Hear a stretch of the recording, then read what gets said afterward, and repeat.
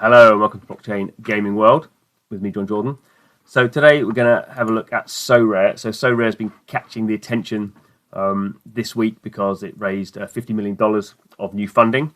It already raised about $10 million last year.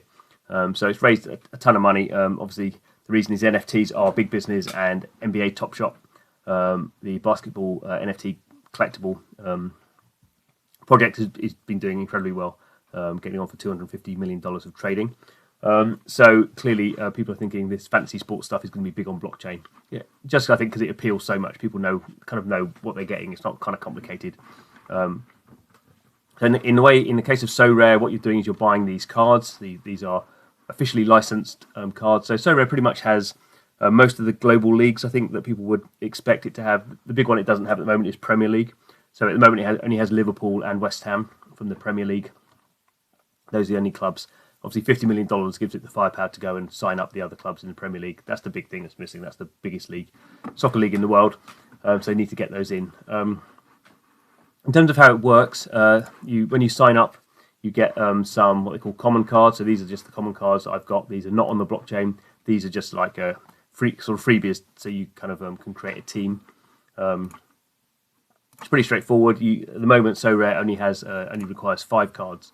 So this is my basic team. I need a goalkeeper, a defender, a midfielder, a forward, and then I can choose one other. And I basically just choose a team. They all have different stats on them. I put them into a league twice a week, and then whoever gets the top of that league wins, or the top 3, I think, in the league wins kind of new cards, better cards. When it comes to really, if you want to, playing for free doesn't really give you very much. If you want to actually go and spend a bit of time getting better in the market, you have to spend money, and actually the money now is getting quite considerable. So if I look at the lowest price cards in the game, this is trading between other players. So the lowest price card at the moment is about $20 for this chap. It looks like in the Russian league. So if you want to buy 5, he's a defender. If you want to buy 5 of these, then it's gonna, you can start to see it's going to cost you over $100 to get a defender, a goalkeeper, a forward, all that sort of stuff. So you need, actually, for the next league up from the freebie league, you need 4 rare cards, and you can use one of the freebie ones. There's interesting stuff where you can actually have there's a league actually for under 23 players as well. So you can have let's do it here, age. Oh, that's wrong way around. If we look at players who are under 23, they are. There we go. They are, in fact, so we have this under 23 eligible. So there's a league just for under 23 players. And if you think about it, kind of buying players now who are young, if they're the next superstars, like buying rookies in NBA Top Shot, a good investment now may come. An investment now may come good in 5 years' time when these guys are, some of them will be really well known. But these are people. Everyone knows that. So you're paying a premium for this. Right. So, but the sort of the goal of this video is I wanted to spend €100 really, and then kind of get a feel of does that change anything. So I do know with Sorare, just getting its investment, that I think the game will be changing quite a lot, and I think also that when the Premier League comes in, when we get more Premier League clubs come in, that's going to change the setup quite a lot, I think. And I imagine that's going to drive the prices of the more expensive cards higher, and probably devalue a lot of the lower cards, I think. And I think one of the problems for the game at the moment, and it's a problem actually for NBA Top Shot, is that when you kind of enter the game for the first time and you just want to build the most entry level deck you can by paying money, you're already paying over $100. So I can't even do, if I wanted to buy 5 rare players, if I start with a goalkeeper, that's already $30. And then my defender is going to be, so that's $50. And then a midfielder is going to be, I'm up to $100 there without even getting a forward. So basically the cheapest, if you buy the very cheapest ones you can get, you're already about $120, euros, sorry. So not to say that's bad, but obviously most people, when they play, when they come to experience for the first time, and it's blockchain is a bit kind of unclear to a lot of people. $120 is quite a lot to drop straight away. And then you get things like this. So this player here, I don't know what this means. He's not eligible. So this player can't be used in the basic game. I mean, quite what that means. So this guy is partially eligible. So this kind of thing, I think, that's just because I don't quite know why that's the case, and I'm sure there's a good reason for it. But this kind of stuff, for new players, just like, what does that mean? So why is there a card that I can't use in the basic format of the game? I think that a lot of this stuff is just because Sorare is quite a new product, and they're working on a lot of it, and I kind of think with $50 million, you basically $50 million pays for you to sort this sort of stuff out, because this is just kind of a terrible user experience. So thinking about what I wanted to do, I'm obviously not going to, with $100, I'm not going to be able to make a set of cards, of rare cards for 5. Get 5 rare cards that I can use. And even if I could, they're going to be the worst cards because I've bought the worst players. So that's kind of pretty pointless, I'm thinking. So what I thought was I'm going to do some cherry picking, not particularly to make a good team, but I'm going to do some cherry picking based on my knowledge of football and sort of my knowledge of how I think blockchain projects work. So stuff that stands out. Scarcity is a big issue, which is why unique cards are worth a lot. But you can find scarcity in different ways. So one of the things I think is interesting here is seasons. So we basically had the first season here is David Beckham. Then we have the current season, the previous season. Then we have this interesting one here, 2018-19, where obviously this is when the game was first launched, and they didn't issue many cards. So it's interesting here that the cheapest cards we have in that season. So these cards will not necessarily be valuable in and of themselves, but they are interesting in the sense that they're never going to be replaced. There's only going to be 102 of the first season proper, and next season, the 2019-20 season is going to be irrelevant. The only reason it wouldn't be irrelevant, I think, is if it's a player's last season, because then it makes sense. So anyway, long story. So I don't know much about world football, but I do know Yannick Bolasie, who had a really good season around this time at Crystal Palace, and then went to Everton and then broke his leg, and basically his career kind of went downhill. So he's a player I know. And that means if a whole bunch of Premier League kind of fans start coming in from the UK, that's going to be an interesting one for this season. And basically, for €100, I can't buy any of these other players. Felipe Anderson, another had a great season for West Ham, and then what happened to him actually? Can't remember. He's still there. Robert Snodgrass, another great player, still playing now at West Ham, a bit of a journeyman. But he's too expensive already. So it's going to be Yannick. So let's see how this. So it's a rare card. So it's 10 of 10. So if you care about serial numbers, which I'm not really bothered about, that's not too bad either. So if I go buy now, so I'm going to pay €36.72. See the process. Going to do my password, which obviously I don't really want you to see, so I will. Okay, so there it goes. I bought myself a first card. So I think it's interesting with Sorare. I don't quite know how they do the transactions, particularly with gas being so expensive. I think they sort of do it because they are custodials. I think they it's a custodial wallet. I think they basically batch everything up over a day to save on gas fees. So it may. I think it's going to show.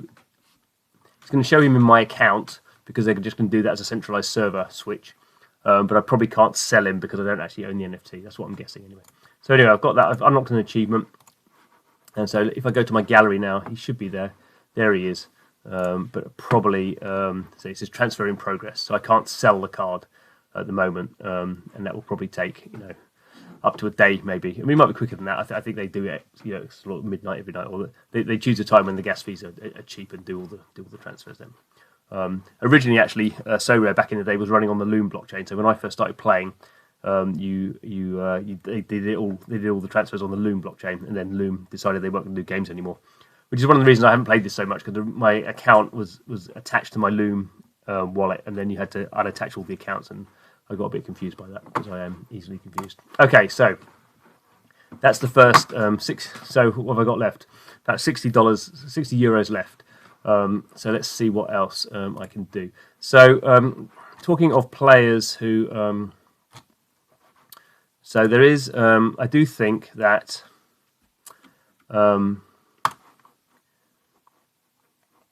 So West Ham. Oh, West Bromwich Albion. When did West Bromwich Albion turn up? They've not announced that. Oh, because that's where he is now. That's interesting. Oh, there's Robert Snodgrass. Winchester? No. What is this? Okay, that's weird. They've got West Bromwich Albion FC. So what they've done here, okay. So what they've done here is these players are now at West Brom. So that's how they're organising it. So if a player moves clubs, yeah, that's okay. So I wonder if that means then. So we do have some Manchester City players, but they're not in Manchester City kit. No, not Snodgrass. Get rid of Snodgrass. So these are players that Manchester City have recently bought and are now at Manchester City, but at the time they weren't. Okay, so that's how they're organising that. That's kind of interesting. We've got Manchester City under 23s, Manchester United. Okay. So yeah, Manchester United. So Bruno Fernandes is one of the most expensive cards in the game. So that's kind of interesting. But what I was going to do before I got sidetracked was look at Liverpool. So Liverpool is officially here with proper players. So obviously I'm looking for the cheapest, not the highest. Mohamed Salah, 61,000. I mean, this is the price someone set. This is not necessarily the price someone's going to pay. So let's wait for this. So what? Obviously, I can't do this now because I've spent my euros. But this is kind of tempting. So James Milner at €100 is quite tempting. Not because I like James Milner actually as a player. How many seasons he's got left in him, I don't know. It's not impossible this would be his last season. If he got he's getting injured quite a lot now. If he had a bad injury, not that we kind of hope that, but if he got a bad injury now, that might be his last. This might be his last season for Liverpool. I think he's going to get year extension, but you never kind of know. So this is the kind of thing where you might think James Milner, a really well-known player, great, maybe not a great player, but a really effective player across many clubs. Obviously, Man City before he was at Liverpool, and at Aston Villa, I think originally before then. That's the kind of thing where you might think, well, he's probably worth €100. The price isn't going to go down a lot on James Milner, I don't think. Whereas obviously Nico Williams, who knows? Maybe he's going to be great. Maybe he's not. So that's the kind of thing I'd be thinking of. But I can't buy him because I've not got enough money. Okay, so I'm in and ahhing a little bit. So I have bought one more player, which I'll go into, and now I've just got one last one to do. So I've got 0.2 ETH, so not very much to work with at this stage. So I'm just looking for the cheapest rare cards, sort of giving up on everything else. I can't see it's any point buying one of these cards. It's ineligible because it's just like bonkers. So I'm looking like I've got a choice between sort of these guys here, pretty old defenders. Actually, so the one thing I do want to do is I don't see any point in getting the ones from that aren't the current season. That seems totally pointless because I mean the reason the ones in the previous season I suppose are not going to, the price isn't going to change. Well, it will change because I think it will drop over the season. So can I do anything here? Yeah. So there's literally this guy here, or this guy here. I think I'll go with this one, Christoph, who's a defender. I don't really care about serial numbers, but he's 5 of 100. I don't really think if it was 1 of 100, it might matter. But I don't really think it's unless his shirt number's 5. But we're not seeing shirt numbers there, so I don't know. So he's got some XP. He's leveled up a little bit. A bit of a bonus there. So we'll go for him as well. That'll be the last one. Okay, so basically that's me done. Right, so let's have a look at what I've got now. So it says my gallery, not my team. So I'm just waiting for that chap to turn up.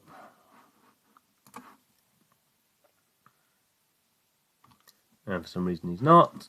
Okay, I'm sure he'll turn up at some point. So this is the other player I bought.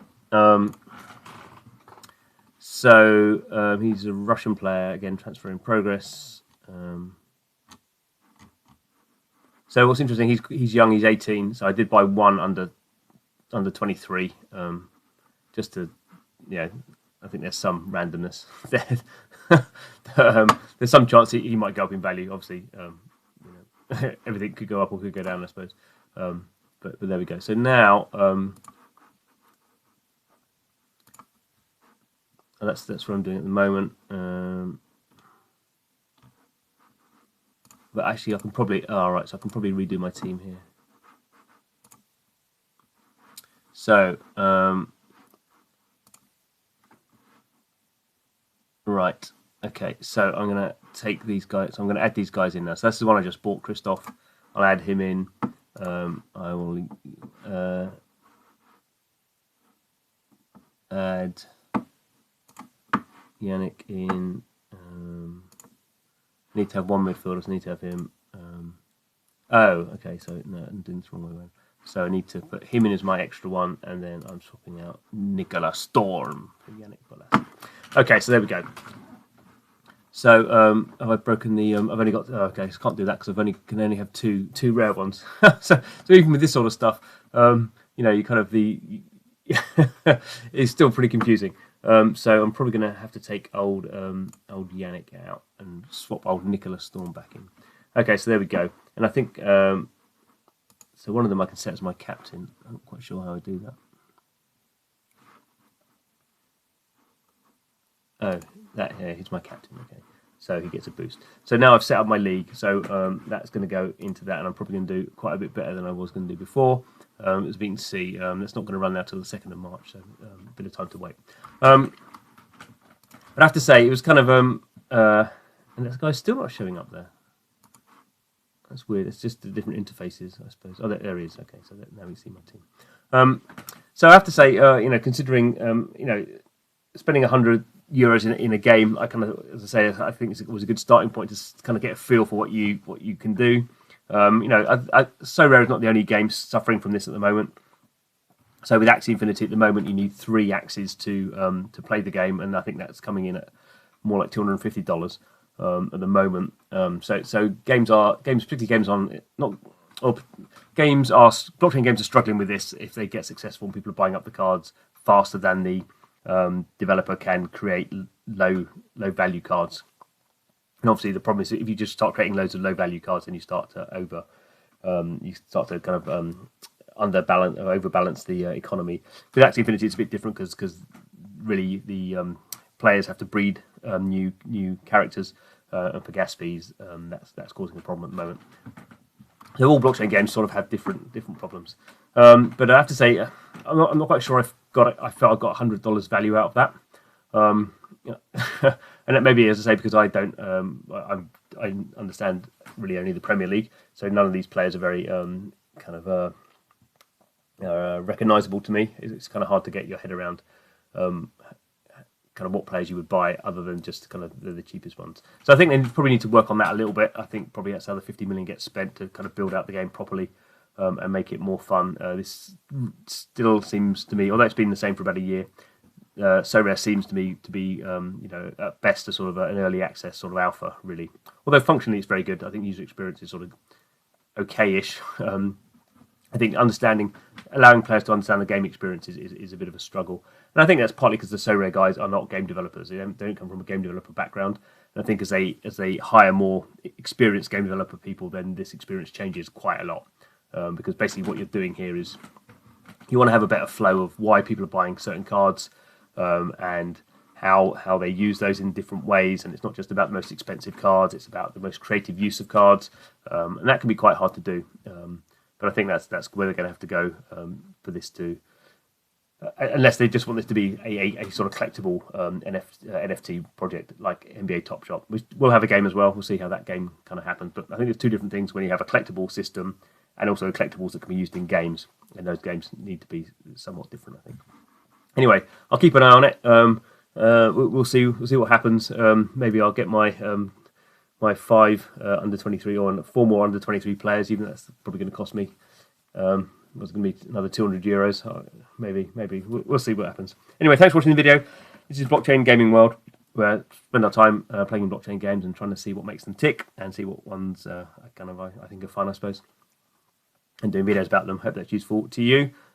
please subscribe to the channel if it is. But thanks for watching, and see you again soon.